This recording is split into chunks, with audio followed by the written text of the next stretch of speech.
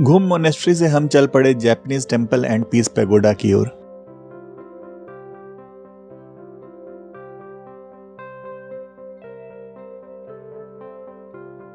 घूम मोनेस्ट्री से करीब 5 किलोमीटर दूर पतले रास्तों पर हम पहाड़ की तरफ बढ़ते जा रहे थे। अब हम पहुंच चुके थे जापानीज टेम्पल और पीस पैगोडा। पीस पैगोडा ऊंची पहाड़ी पर दूर से ही दिख रहा था। दार्जिलिंग का यह जापानी मंदिर या शांति स्तूप या peace pagoda Darjeeling Himalayan railway से 2.5 किलोमीटर दूरी पर जल पहाड़ी के ढलान पर स्थित है। यह एक बौद्ध मंदिर है जिसका निर्माण जापानी वास्तुकला में किया गया है। पश्चिम बंगाल के खूबसूरत हिल स्टेशन दार्जिलिंग के हरे भरे परिदृश्य के बीच बसा यह 2 मंजिला जापानी मंदिर आपकी आंखों को सुकून के साथ साथ शांति भी प्रदान करता है। यह दार्जिलिंग के सबसे लोकप्रिय आकर्षणों में से एक है। पीस पैगोडा या बौद्ध स्तूप शांति को प्रेरित करने के लिए एक स्मारक को कहते हैं, जिसे सभी जातियों और पंथ के लोगों के लिए ध्यान केंद्रित करने और विश्व शांति के लिए उनकी खोज में एकजुट करने में मदद करने के लिए डिजाइन किया गया है। दुनिया भर में निर्मित 80 से अधिक शांति स्तूपों में भारत में कुल 7 शांति स्तूप हैं। दिल्ली, राजगीर, वारधा, दार्जिलिंग, भुवनेश्वर, लद्दाख और वैशाली। ये सभी मंदिर सफेद रंग के होते हैं और इनका डिजाइन भी एक जैसा होता है। दार्जिलिंग के इस शांति स्तूप की स्थापना का काम एक जापानी बौद्ध भिक्षुक निगित्सु फूजी के देखरेख में शुरू किया गया था। निगित्सु फूजी एक जापानी बौद्ध भिक्षुक थे। वे निप्पोंजन मिहोजी बौद्ध धर्म के संस्थापक और उपदेशक भी थे।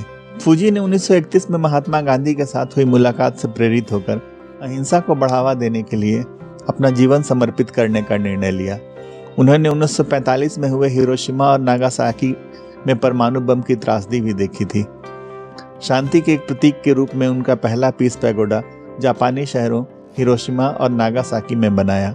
दार्जिलिंग के शांति स्तूप की आधारशिला 3 नवंबर 1972 को इन्हीं निगित्सु फूजी ने रखी थी, जिसका 20 साल बाद यानी 1 नवंबर 1992 को उद्घाटन किया गया।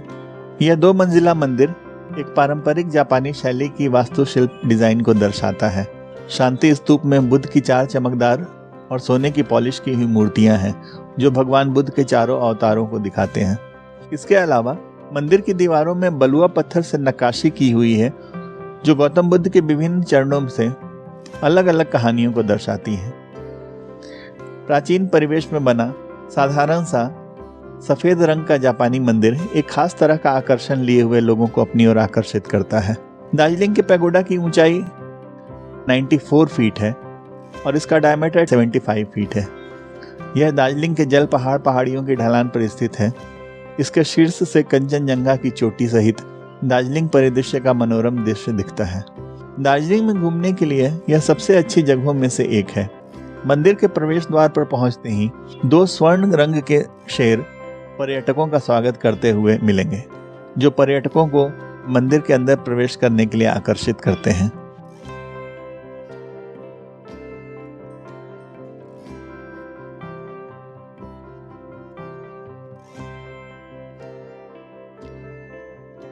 लकड़ी के सीढ़ियों से चढ़कर प्रार्थना कक्ष में पहुंचा जाता है।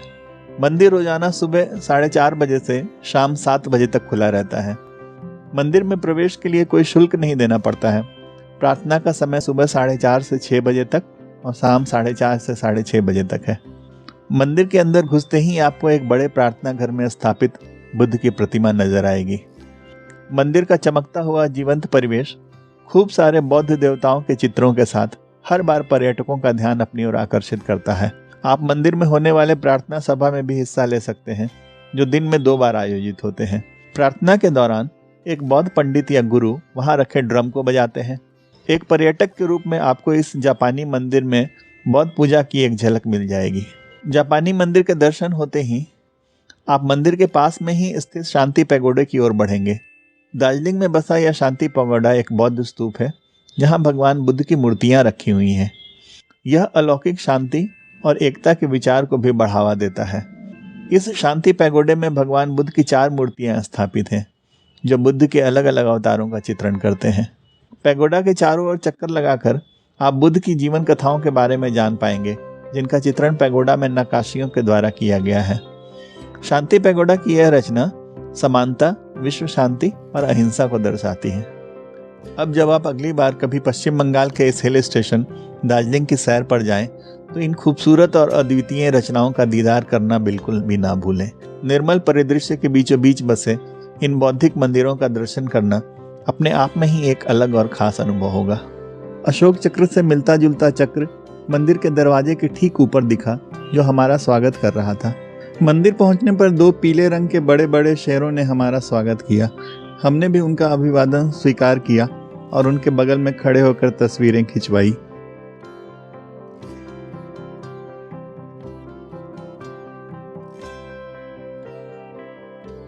हम लोग जब ऊपर शांति स्तूप देखने गए तो हल्की बूंदाबांदी शुरू हो गई थी, तो हम लोग वहां से जल्द ही वापस आ गए।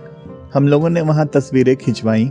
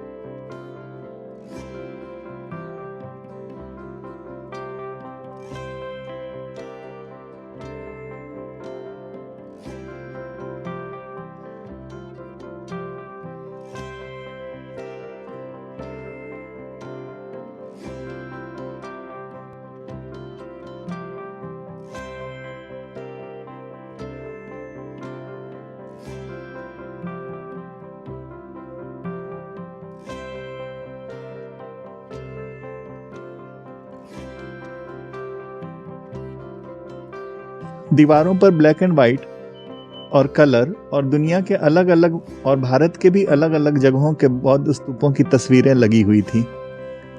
कुछ अलग अलग से जापानीज भाषा में लिखे हुए संदेश भी थे और देवनागरी में भी कुछ संदेश दीवारों पर लटके हुए थे। अलग अलग नेताओं और बौद्ध भिक्षुओं की तस्वीरें भी दीवार पर थी। बुद्ध की चारों सोने की मूर्तियों के बीच में बैठे हुए एक बौद्ध भिक्षु की भी मूर्ति थी।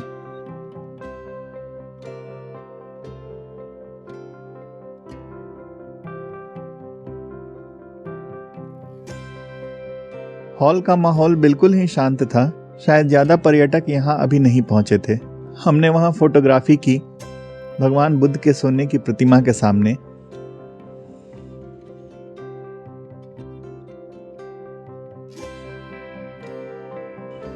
मंदिर के अंदर हम सभी के पास जितने कैमरे थे, हमने उनका पूरा उपयोग किया। यहाँ का वातावरण इतना शांत और सुंदर था कि हमने वहां मैक्सिमम समय बिताया। अच्छी खासी देर फोटोग्राफी करने के बाद हम निकल पड़े पद्मजा नायडू जूलॉजिकल पार्क यानी दार्जिलिंग जू देखने के लिए।